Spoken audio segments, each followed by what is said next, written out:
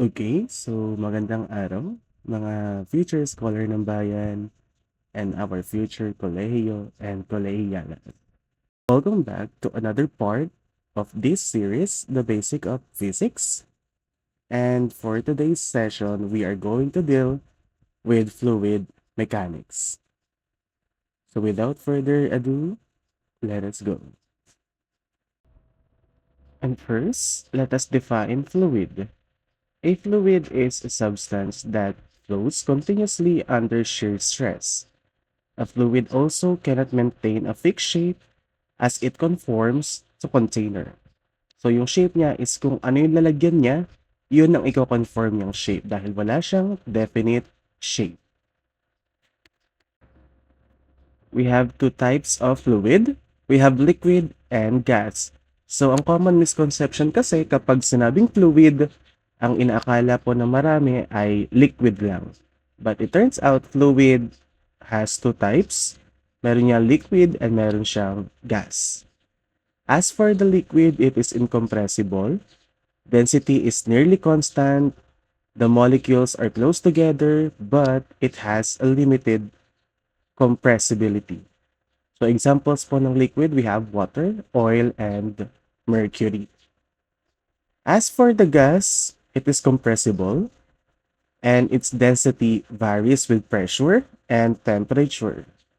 Its molecules are far apart from each other and they are easily compressible. Examples ng gas, we have air, nitrogen, and helium. And these fluids have their own properties.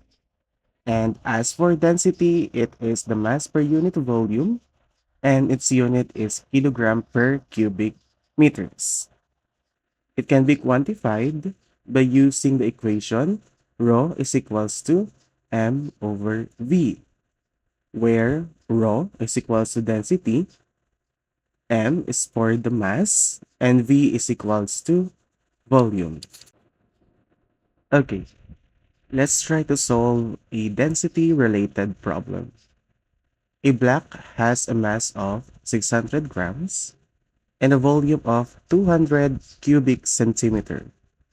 Find its density. Okay, our given facts we have m is equals to 600 grams. Our volume is equals to 200 cubic centimeter. And ang ating hinahanap is the density. And we will be using the equation density is equals to the mass over volume. Let us substitute the values for our solution. We have rho, or the density, is equals to 600 grams divided by 200 cubic centimeter. So therefore, we have the density is equals to 3 grams per cubic centimeters. Pwede rin pong maging unit ang density ang grams per cubic centimeter as well as the kilogram per cubic meters. So if gusto nyo kilogram per cubic meters yung sagot natin, then what you're going to do is just to convert 3 grams per cubic centimeters. Okay, ito naman yung mga examples of the different density of the different substances. We have water. Ang density niya is 1,000 kilogram per cubic meters. And air at the sea level and its temperature is 20 degrees Celsius. Ang kanyang density is approximately 1.2 kilogram per cubic meters. Mercury, we have 13,600 kilogram per cubic meters. And oil naman is approximately 900 kilogram per cubic meters. So kung papansin nyo, ang oil, its density is less than water. And therefore, kapag po pinaghalo natin ang oil at water, it will never mix dahil hindi po pares ang kanilang density. And papansin natin na the oil will sit on top of the water because it has lesser density compared to water. Okay, so punta naman tayo kay specific weight. So let's try this. Water has a density of 1,000 kilogram per cubic meters. So find its specific weight. Okay, then we have our given facts. Hahanapin natin si specific weight, which is denoted by the small letter y. And then rho is equals to 1,000 kilogram per cubic meters. And then we have g is equals to 9.81 meter per second square, which is our acceleration due to gravity. Ang gagamitin natin equation for specific weight is equals to density multiplied by the acceleration due to gravity. And then, let's substitute the value. Specific weight is equals to 1,000 kilogram per cubic meter multiplied by 9.81 meter per second square. And then, that will give us 9,810 kilogram cubic meter multiplied by meter per second square. And then just combine the units and it will give us 9,810 Newton per cubic meter. Okay, our third fluid property is the specific gravity. And it is with the equation Sg is equals to the density of fluid divided by the density of water. So specific gravity is the ratio of fluid density to water density. And since parehas siyang density, makakancel ang kanyang units and therefore specific gravity has no units. Try tayo mag-solve ng problem. A liquid has a density of 850 kilogram meter cube. Find its specific gravity. Okay, given natin, density of water is equals to 1,000 kilogram per cubic meter. And then, the density of a substance is equals to, according to the problem, 850 kilogram per cubic meters. And then, we are tasked to find the specific gravity. Ang gagamitin natin equation would be specific gravity is equals to the density of fluid divided by the density of water. And then, as per our solution, let us substitute the value, density ng water and density ng fluid. Sg is equals to, density of fluid is equals to 850 kilogram per cubic meters divided by the density of water, which is 1,000 kilogram per cubic meters. 850 divided by 1,000, that will give us 0.85.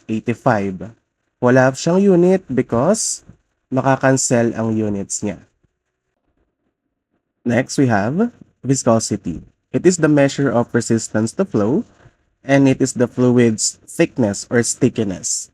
For example, sa liquid, kapag mas malapot yung liquid, mas mataas ang kanyang viscosity because mas mataas ang kanyang resistance to flow. Papansin natin na mas matagal pong mag-flow ang malapot na liquid compared doon sa mas malabnaw. And then, it can be dynamic and it can also be kinematic. Dynamic viscosity is measured in Pascal seconds or Newton seconds per square meter. And its common values at 20 degrees Celsius are water approximately 0.001, air is approximately 0.000018 Pascal seconds. For honey, we have approximately 2 Pascal seconds. And for glycerin, we have 1.5 Pascal seconds. Kinematic viscosity naman is the ratio of dynamic viscosity to density. And then, unit natin is meter square per second. And we go by the equation V is equals to mu divided by rho, where V is equals to the kinematic viscosity, mu is equals to dynamic viscosity, and rho is equals to density. So let's solve a sample problem. Oil has a dynamic viscosity of 0.6 Pascal seconds and a density of 800 kilogram per cubic meters. Let us find the kinematic viscosity. Okay, given natin, we have dynamic viscosity is equals to 0.6 Pascal seconds. Our density is 800 kilograms per cubic meters. And ang hinahanap natin is the kinematic viscosity. Ang gagamitin nating equation is V is equals to mu divided by rho, or kinematic viscosity is equals to dynamic viscosity divided by density. Okay, let's substitute. V is equals to 0.6 Pascal seconds divided by 8,000 kilogram per cubic meters. Just cancel out the units and we will have 0.6 divided by 8,000. Meron tayong 0.00075 meter square per seconds. Next one, surface tension. It is a force per unit length acting on surface. It causes capillary rise and droplet formation. Unit natin is Newton per meters. Equation-wise, surface tension is sigma is equals to F divided by L, where sigma is the surface tension, F is the force, and L is equals to the length. Again, try tayo ng problem. A force of 0.12 Newton acts on a liquid surface of length with 0.04 meters. So let us find the surface tension. Okay, our given F is equals to 0.12 Newton. L natin is equals to 0.04. And then our sigma is equals to question mark since ito yung hinahanap natin. And then our equation, sigma is equals to F over L. For the solution, let's just substitute the values. Our F is 0.12 Newton divided by yung length, 0.04 meters. And therefore, we're going to have 0.12 divided by 0.04. That would be equal to 3. And then let's just copy the units. That will be Newton per meter. And therefore, ang sagot natin is surface tension is equals to 3 Newton per meter.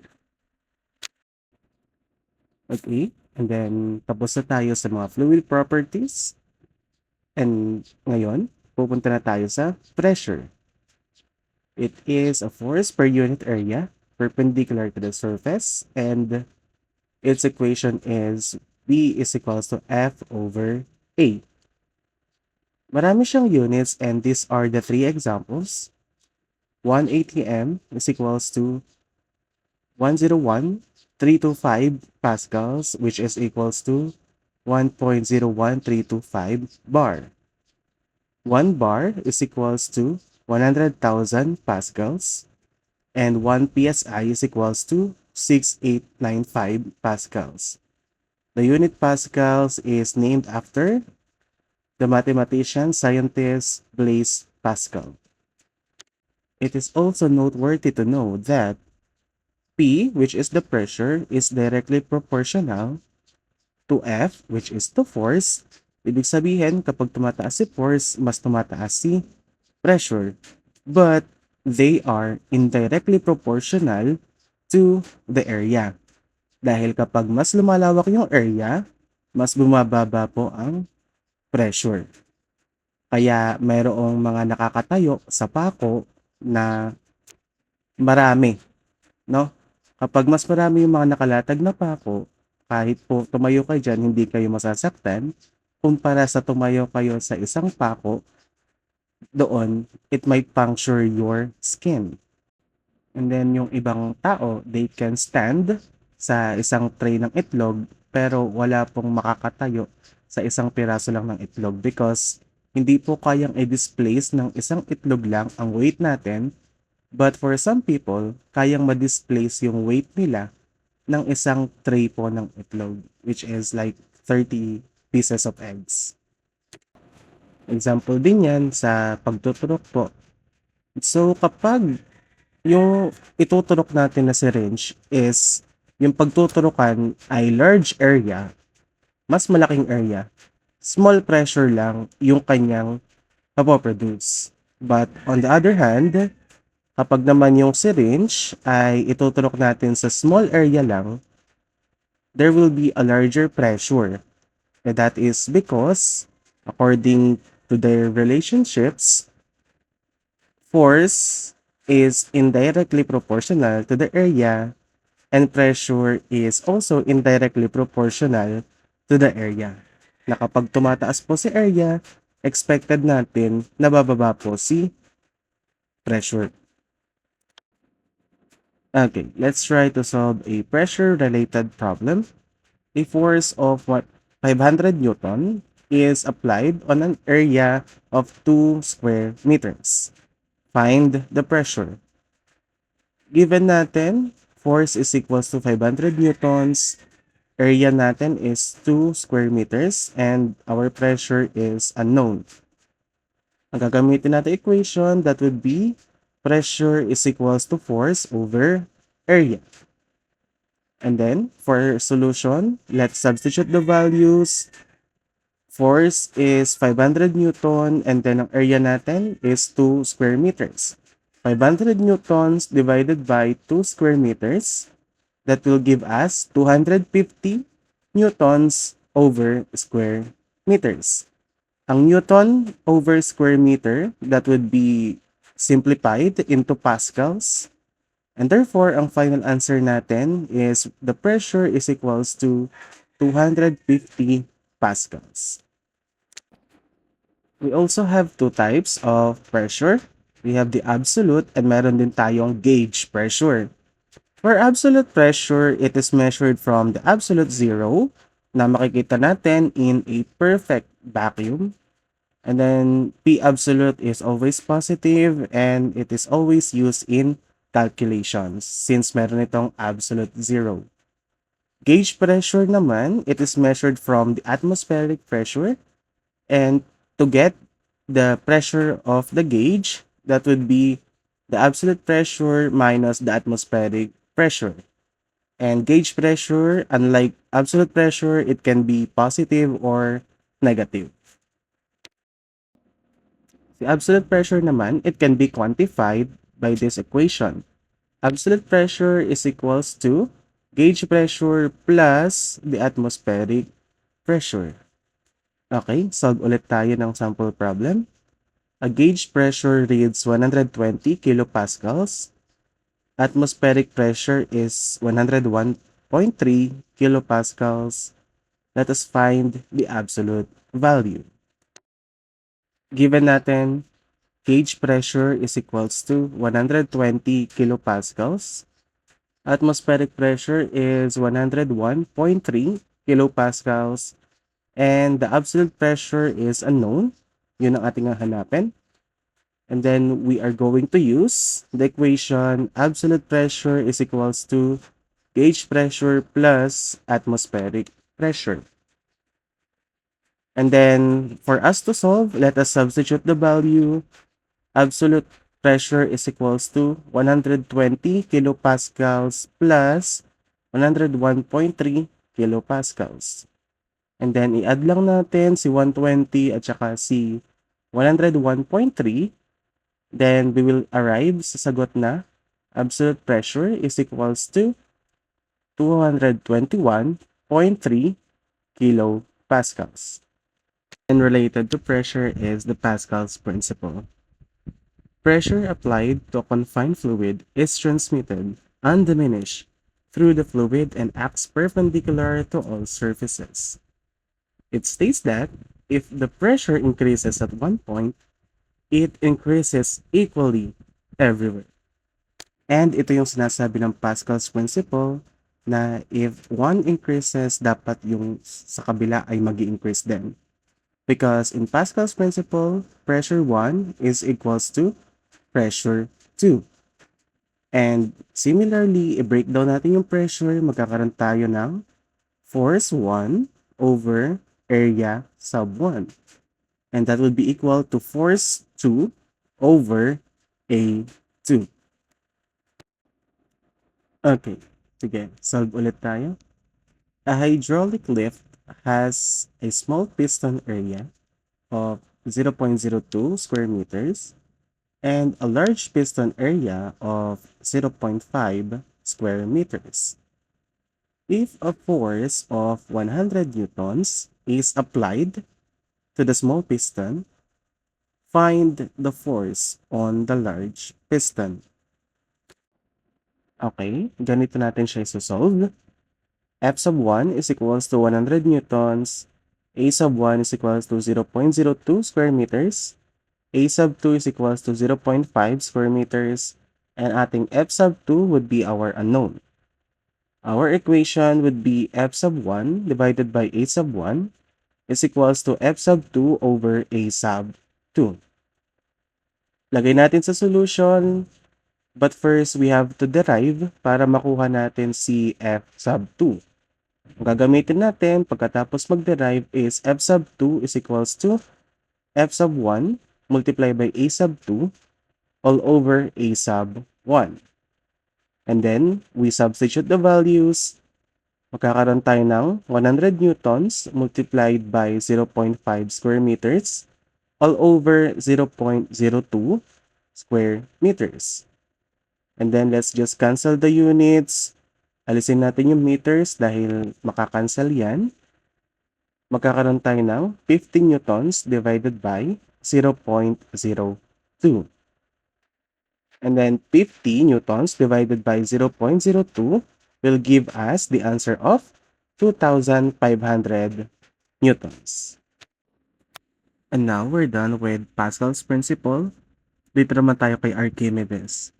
This is the Archimedes principle and its equation is FB is equals to raw fluid multiplied by G and multiplied by V displaced. Archimedes principle states that any object wholly or partially immersed in a fluid is buoyed up by a force equal to the weight of the fluid displaced by the object.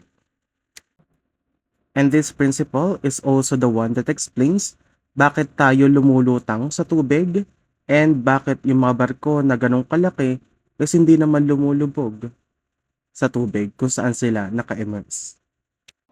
Again, its equation is FB is equals to raw fluid multiplied by G multiplied by V displaced, where FB is the buoyant force, raw is the density, G is the acceleration due to gravity, and V is the volume that is displaced.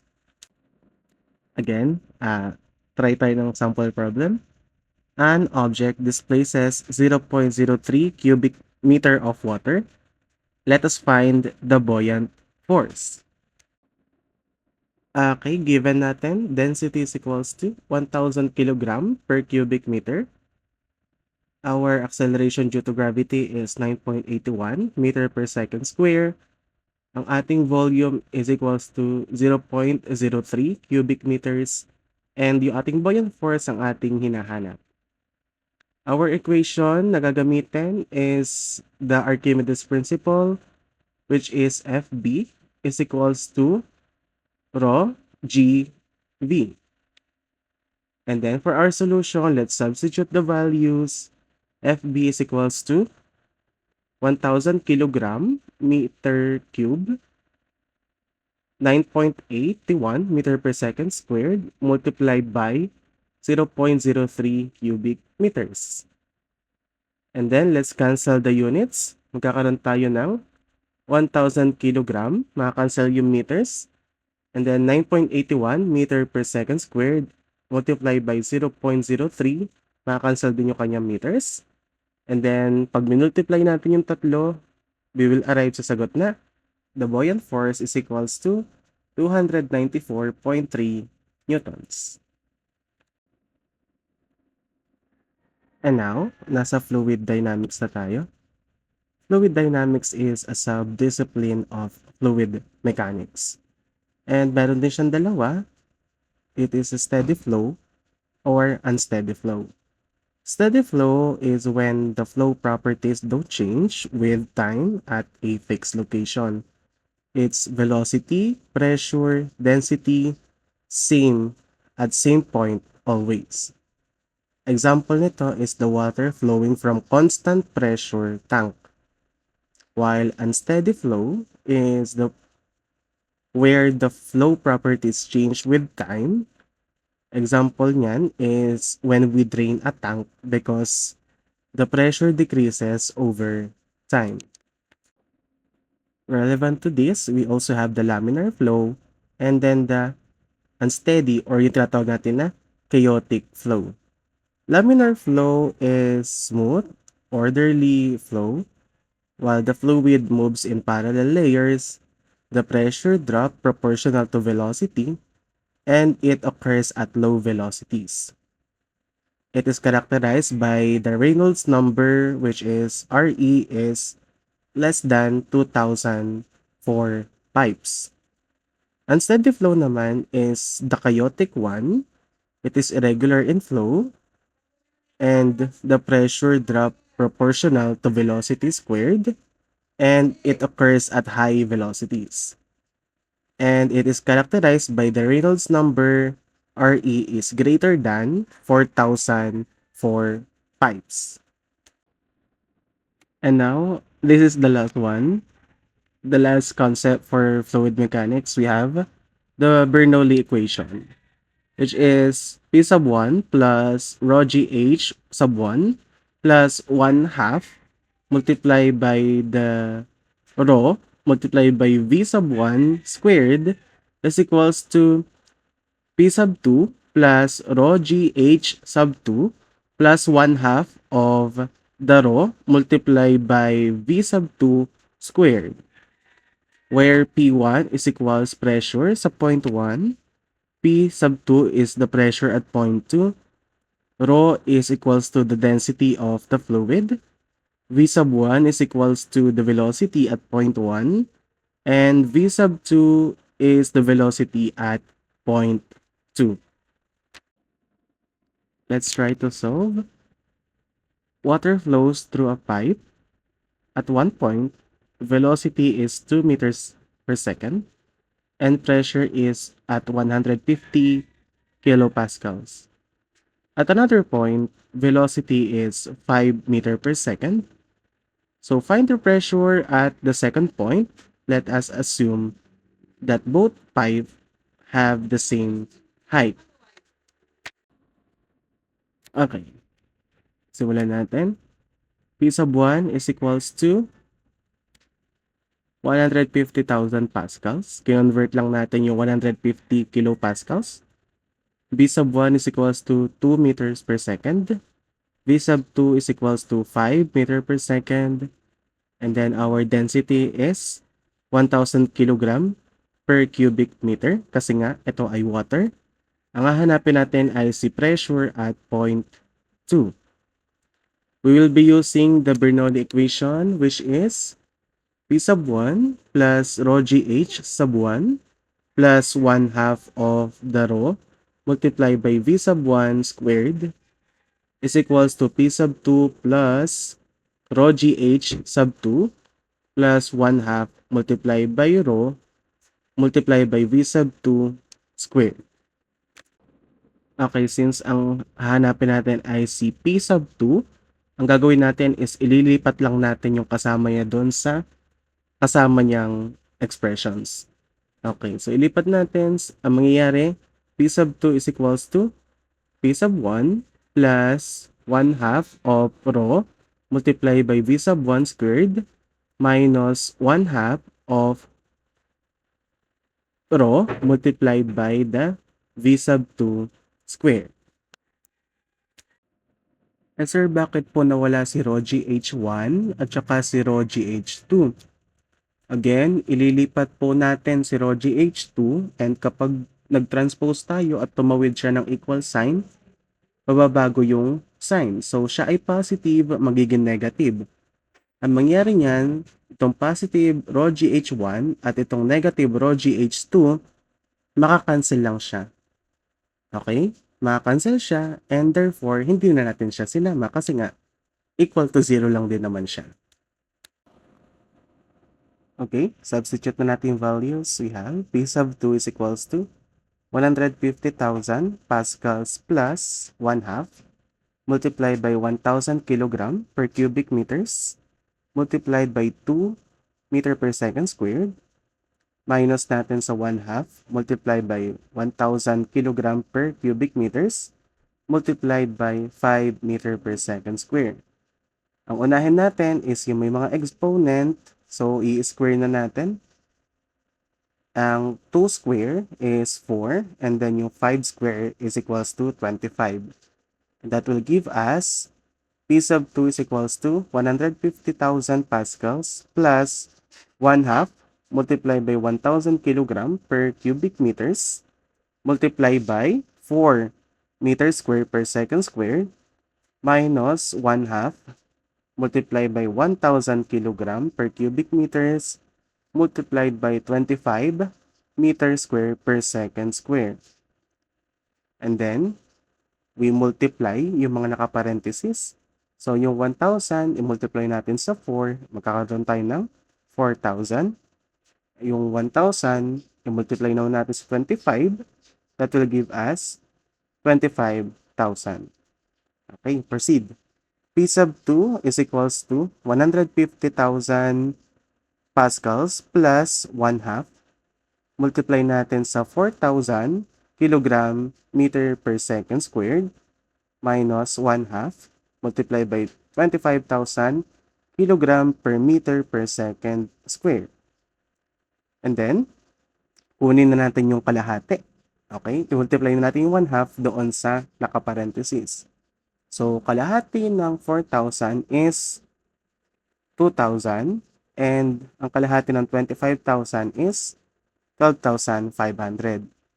That would be P sub 2 is equals to 150,000 pascals plus 2,000 pascals minus 12,500 pascals.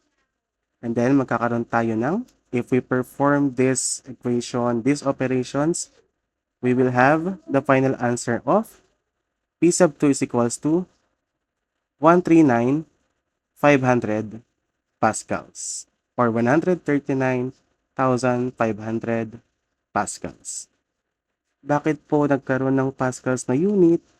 Meron naman tayong kilogram per meter per second square. Again, please take note that the unit of kilogram per meter per second square is equals to Pascal. Kaya po, yung unit na yon is kinonvert na natin or sinimplify na natin into Pascals. And that ends our session for fluid mechanics. Don't forget to answer your formative assessment, and I'll see you on the next part of this series, The Basics of Physics. Thank you so much, and I'll see you next time.